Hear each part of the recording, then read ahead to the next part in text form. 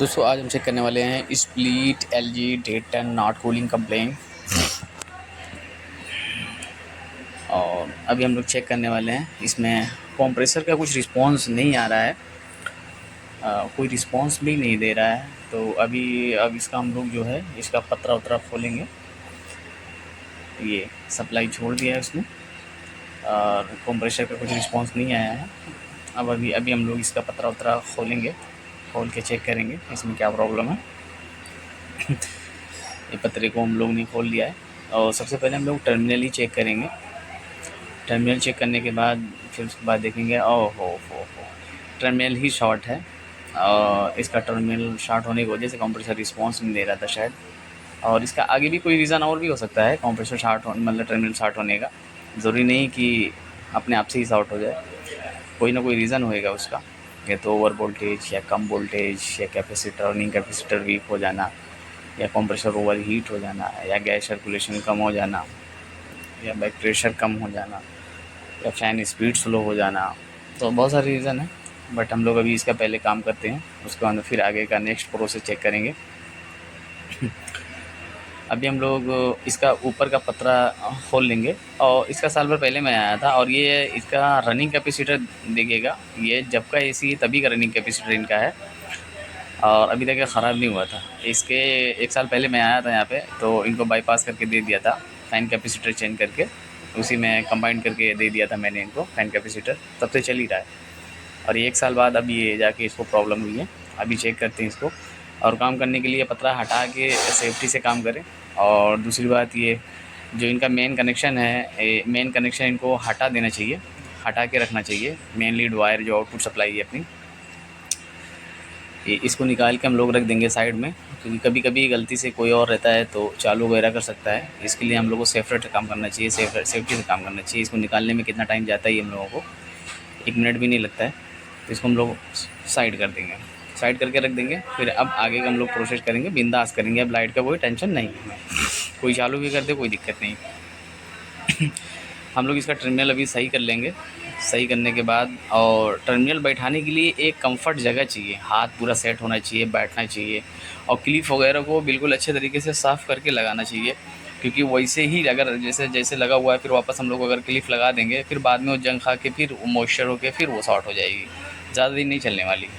अभी हम लोग इसको पहले साफ़ करेंगे, अच्छे से क्लीनिंग करेंगे, उसको फाइल मारेंगे ताकि वो एकदम साफ़ हो जाए, उसमें चमक आ जाए। उसके बाद में फिर दोबारा हम लोग उसमें क्लिप लगा के उसको पैक कर देंगे। पैक भी कर सकते हैं, पैक ना भी करें तो भी कोई दिक्कत नहीं है, पैक ना करेंगे तो भी अच्छी बात है। लेकिन कंपनी पैक करके देती है तो हम लोग को भी पैक कर देना चाहिए, क्योंकि खुला रहता है तो उसको हवा मिलती रहती है, सर्कुलेशन हवा का आता जाता रहता है, वेंटिलेशन मिलता रहता है। बट कंपनी पैक करती है तो हम लोग भी पैक करेंगे। अभी ये हमारा काम करके ओके हो गया है और टर्मिनल का, और नहीं अभी टर्मिनल काम नहीं हुआ है। टर्मिनल काम अभी हमारा ओके हो जाएगा। ओके करने के बाद फिर हम लोग इसको चेक करेंगे क्या कंप्रेसर कुछ रिस्पांस दे रहा है कि नहीं दे रहा है, प्लस उसके बाद में फिर आगे का प्रोसेस देखने वाले हैं हम लोग। ये अभी टर्मिनल हमारा काम हुआ नहीं है। अभी इसको हम लोग पहले इसको क्लिप को पहले साफ़ करेंगे, क्लिप इसकी काम लायक की है कि नहीं है, क्लिप लगने लायक का है कि नहीं है। और अगर क्लिप लगने लायक का नहीं रहेगा तो इसमें हम लोग चाहे प्लग का कनेक्टर आता है वो लगा सकते हैं, या तो फिर जो है तांबे का पाइप भी दबा के इसमें लॉक कर सकते हैं। फिर भी हमारा ये काम फाइनल हो गया है, कर लिए हम लोग। अभी वो उसके लगाने के बाद हमारा कंप्रेसर रिस्पांस नहीं कर रहा था, फिर भी नहीं रिस्पांस दे रहा था, कुछ भी नहीं दे रहा था। तो हम लोगों को डर लगा कि कहीं सारा कंप्रेसर तो नहीं चला गया, बट ऐसा नहीं है। हम लोग कैपेसिटर भी एक बार लगा के देखेंगे, रनिंग कैपेसिटर नया लगा के हम लोगों ने देखा। अभी चेक कर रहे हैं, थोड़ी देर वेट करेंगे आउटपुट सप्लाई आने का और उसके बाद में फिर हम लोग आगे का प्रोसेस देखते हैं क्या है।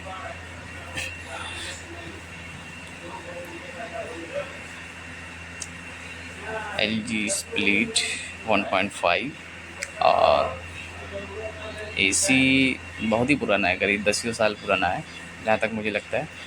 बट अभी तक इसका रनिंग कैपेसिटर ख़राब नहीं हुआ था, अब यह ख़राब हुआ है। मुझे जहाँ तक लगता है कि वो रनिंग कैपेसिटर की भी हमारा सारा सिस्टम ओके हो गया है अभी। तो अभी हम लोग चेक करने वाले हैं ये, हाँ ओके, हमारे कंप्रेसर भी स्टार्ट हो गया है। और हम लोग इसको 2 से 4 या 5 मिनट के बाद, 2 से 4 या 5 मिनट के बाद इसका हम लोग गैस भी चेक करने वाले हैं।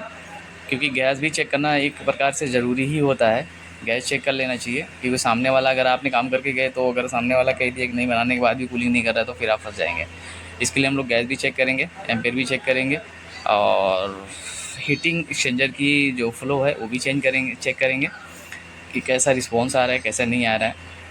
और अभी रिटर्न भी हम लोग चेक कर लेंगे। और यह भाई हमारा कंप्रेसर चालू हो गया है, फ़ैन भी चालू हो गया है, दोनों चीज़ें चालू है। पाइप का रिटर्न भी हम लोग चेक करेंगे, और गैस वगैरह भी चेक करना ज़रूरी ही है, क्योंकि गैस चेक करना बहुत मायने रखता है, आपके काम करने के ऊपर डिपेंड हो जाएगा वरना।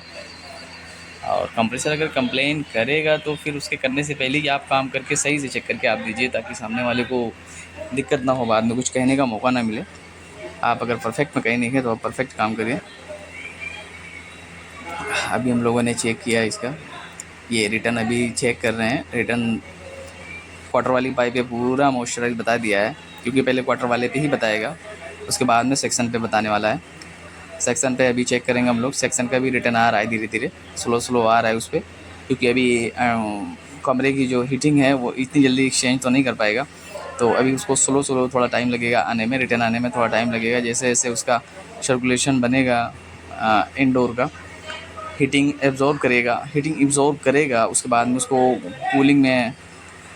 कूलिंग में उसको तब्दील करके देने वाला है। तो हम लोग को अभी चेक करने में थोड़ा टाइम लगने वाला है, इसमें 5 से 10 मिनट कम से कम लगने वाला है। हम लोग वीडियो को थोड़ा फास्ट करके रखेंगे, वीडियो को फास्ट करके थोड़ा देख लेंगे।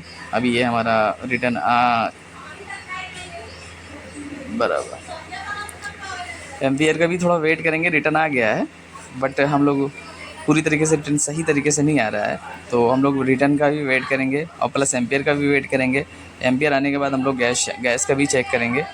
तो हम लोग को 5 से 10 मिनट यहाँ रुकना पड़ेगा, और हम लोग रुक के देखिए अभी एम्पियर बढ़ रहा है, 6 तक पहुँच गया है, और हमें कम से कम ये 7 प्लस चाहिए।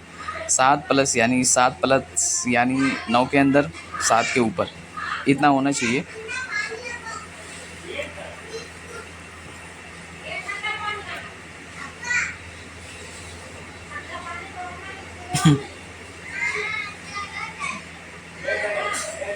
ये हमारा 7 का आ गया है, 7 प्लस हो चुका है हम लोग का। और अभी हम लोग बैक रनिंग प्रेशर चेक करेंगे।